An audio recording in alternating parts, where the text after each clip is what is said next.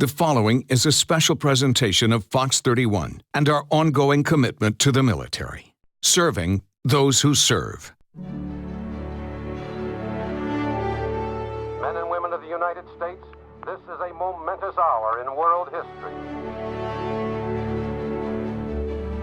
The world's greatest military undertaking is underway to flash the official Allied announcement that the invasion of Western Europe has begun, that D-Day is here.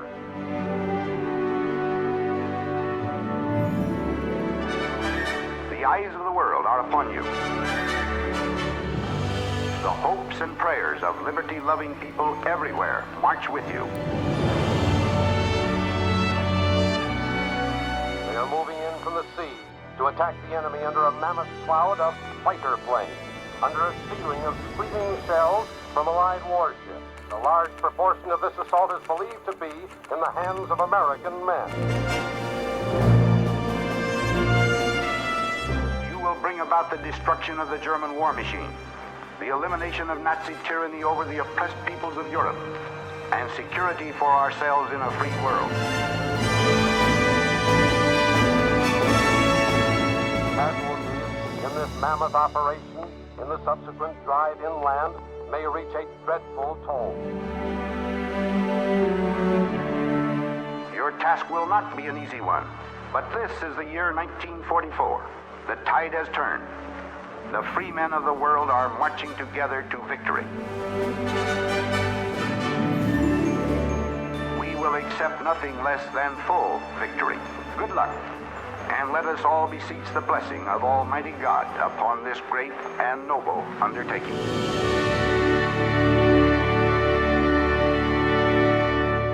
Hello, and thank you for joining us from the world's most famous battlefield, Omaha Beach. I'm Jeremy Hubbard. It was exactly 75 years ago American troops stormed these sandy shores to free Europe from the Nazis and eventually win World War II. A great deed by a great generation that came at a great cost, especially if you look at D-Day by the numbers. They are staggering. 13,000 aircraft, 5,000 ships, 160,000 Allied troops, and this number, 10,000 casualties in just one day. Those who fought here on Omaha Beach and have returned for the 75th anniversary found a much more welcoming arrival this time around, a few miles inland in a town called Ste. Marie du Mont, where a Denver man who runs a veterans charity quite literally rolled out the red carpet. Also the 29th Division, that's right, Omaha Beach. Surprises, that is what greeted a group of World War II survivors we spent the week with in Normandy. It's quite a compliment to us that served in World War II. Surprised by the big crowds, the camera clicks, the autographs and hugs. Not something a group of 90 to 100-year-old men are used to.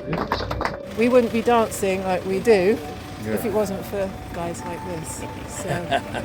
Surprised by the place they were staying, a restored 16th century home purchased by a Denver-based charity called the Greatest Generations Foundation to serve as a welcoming retreat to D-Day heroes who wish to come back to the battlefield for as long as they can still make the trip.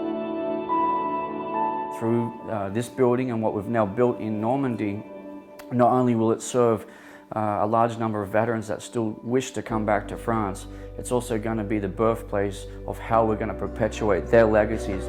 They were surprised that on D-Day, even surrounded by world leaders and VIPs, theirs were the hands everyone wanted to shake.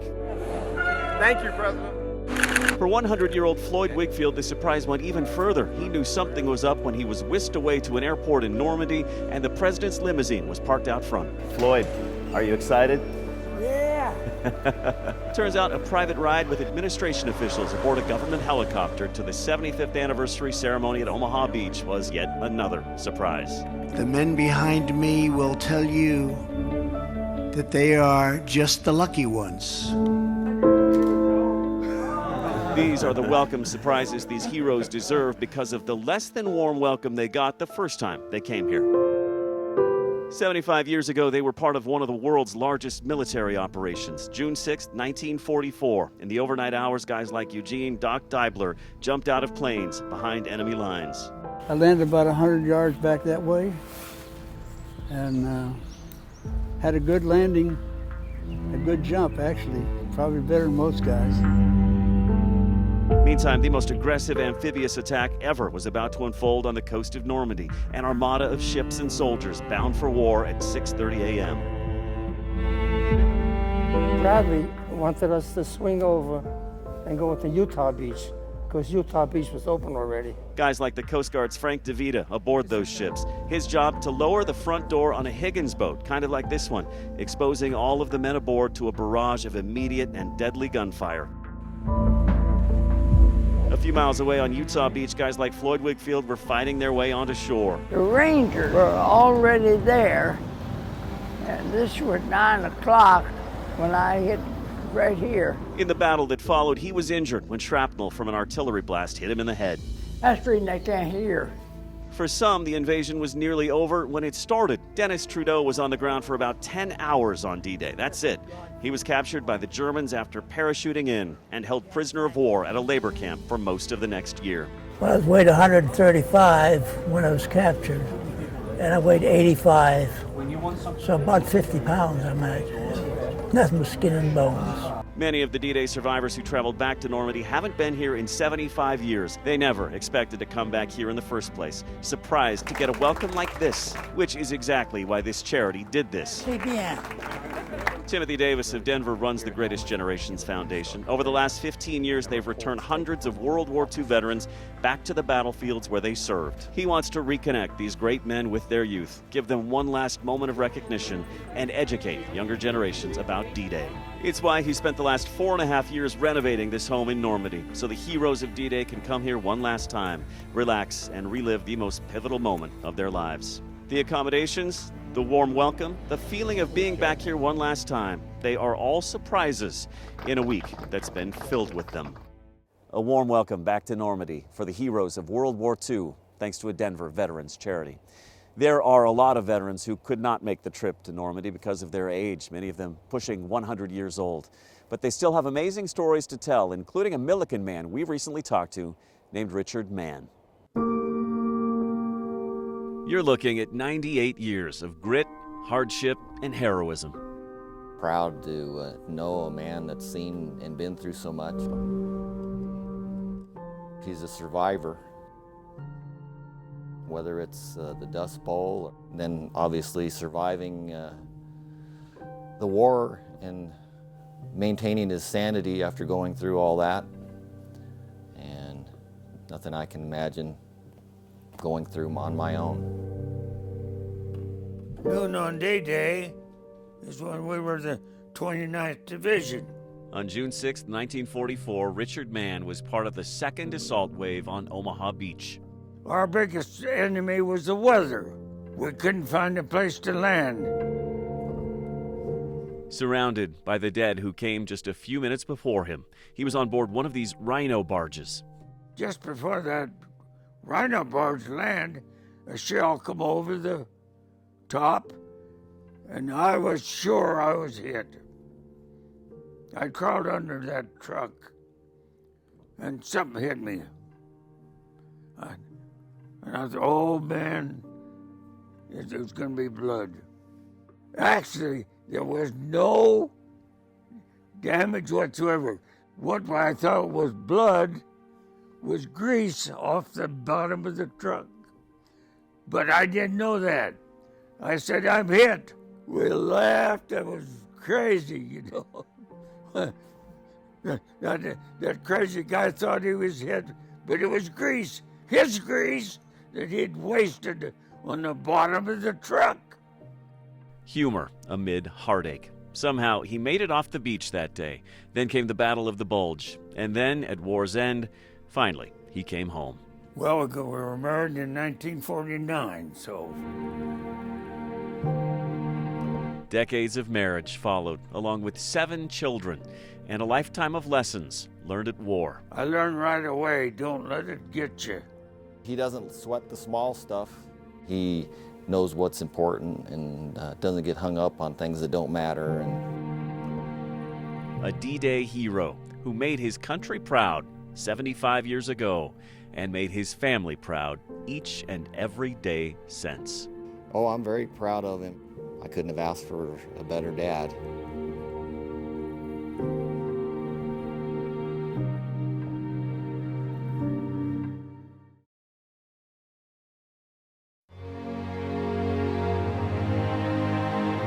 Welcome back tonight from Omaha Beach. I'm Jeremy Hubbard. We've come here for the 75th anniversary of D-Day, being celebrated all week here in France. You'll see among the veterans a lot of reenactors, World War II buffs. One of them is reenacting for a reason, a Colorado man paying tribute to his father, as Fox 31's Dan DeRue shows us. 62-year-old Paul Bukowski has heard about it, read about it, and talked about it for most of his adult life. Now, finally, he is going to see it, and more importantly, feel it. It's gonna be a nice day. First time in France? Yes. Tally ho. Bukowski's father, Henry Hank Bukowski, served in the United States Army in World War II. Fate put him on the 3rd assault wave on Utah Beach. Now, all these years later, another type of invasion is taking place here, the 75th anniversary of D-Day. Bukowski came as a reenactor, but more importantly, as a son. My wife and my kids bought this as a gift for my birthday. Bukowski is wearing the uniform of a World War II soldier. You know, just think about what happened, 75 years ago. The sacrifices. The sacrifices that many men, like his father, made. To think about all the landing crafts and the ships and all the absolute chaos. And now we got this. As he walks the very same ground his father did 75 years ago. Actually being here, to me, it's overwhelming. It was a journey of gratitude, love, and loss. Do you wish he was here right now?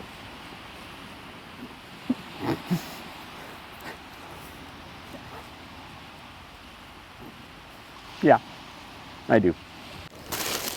It was time to leave. Bukowski didn't take a photo, but something much more precious. A memory he will never forget. A Colorado man using a World War II uniform to pay tribute to his late father.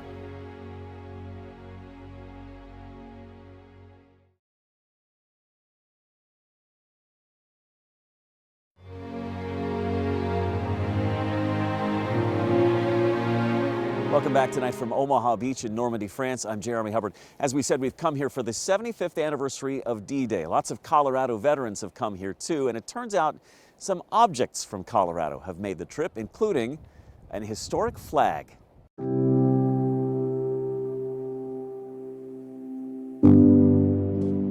People have all this stuff and they don't know what to do with it.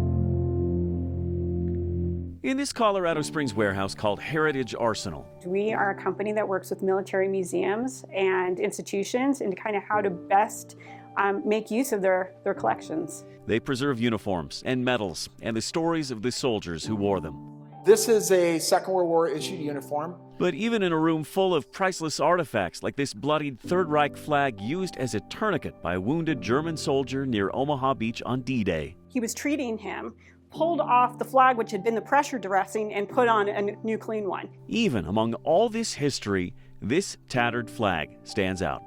An American flag that was made by a French teenager under the Nazi occupation.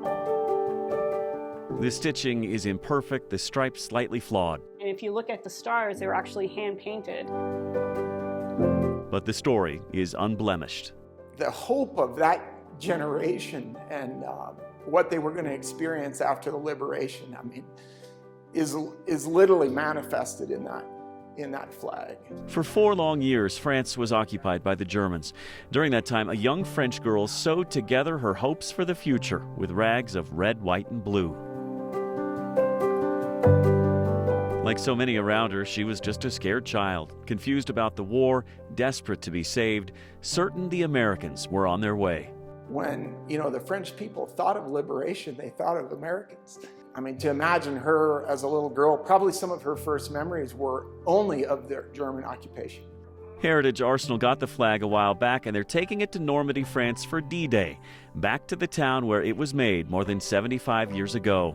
And if all goes as planned, they'll meet the very woman who stitched it together, no longer a teen, We think she's about 90 years old. but with an amazing story to tell all these years later. That flag is very, very symbolic. It gets really at the heart of what we do here. Because preserving these uniforms and medals is important. I think it's going to be amazing. But the stories, those are the most priceless artifacts. We all were on kind of different paths, but somehow, fate and happenstance and history all brought us together. Before reuniting with the woman who made that flag, Bill Lynn did want to do one thing with it. Turns out he's a paratrooper, served in the Army for nearly 3 decades, jumping out of airplanes, and so he wanted to make a jump into France, and as you can see, that is exactly what he did earlier this week. And on the ground, awaiting him, that American flag, an historic artifact back home once again here in Normandy. When we come back tonight, a look at the Colorado veterans who never made it home from Normandy, France.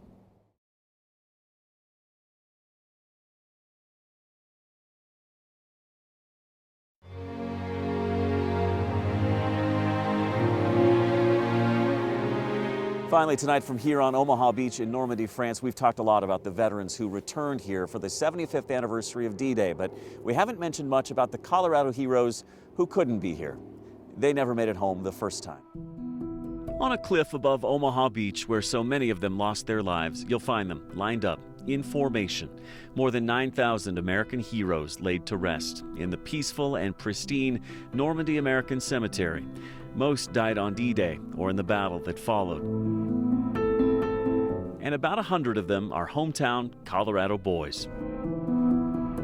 Like Private Philip Germer of Trinidad. He volunteered for one of the most dangerous jobs on D-Day, jumping out of airplanes. Even got to meet General Eisenhower, who wished him good luck. His obituary tells us as he made his D-Day jump from a low-flying plane, he was an easy target. Soldiers fired relentlessly on him from below. It would be days before his body was found in a field near this small French town, still in his parachute harness, machine gunned to death before he ever hit the ground. His parents had the choice to bring his body back home to Colorado, but they let him rest right here, alongside the men he served with and loved as brothers. First Lieutenant Frank Burnson of Boulder didn't even make it to D-Day. He was one of 6 American crew members on a B-26 who died on a combat mission more than 2 months before the invasion. The heartbreaking news made it back home to his widow in Boulder via telegram from the Secretary of War, who extended his deepest sympathies. And right over here sits the gravesite of Turner Turnbull, a paratrooper who served from Africa to Italy. He survived a plane crash and a gunshot wound to the stomach, got the Purple Heart and a ticket home, but he insisted on staying with his men on D-Day. About 1:45 in the morning on June 6, 1944, he parachuted into France, just inland from Utah Beach. Fought like hell for hours. He was crawling through a hedgerow like this one, leading the charge, when a thunderous explosion killed him. Shrapnel from an artillery shell ended his life.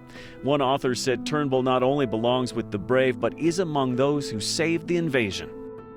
An invasion that cost so many lives, broke so many hearts back home in Colorado, but also revealed the heroes from our hometowns, still lined up in formation 75 years after they fell. The heroes of our Colorado hometowns who never made it home from Normandy, France, 75 years ago. Their names may be fading from memory even back home, but their legacy and what they did here 75 years ago to change the world will never be forgotten. I'm Jeremy Hubbard tonight in Normandy, France. Thank you so much for joining us.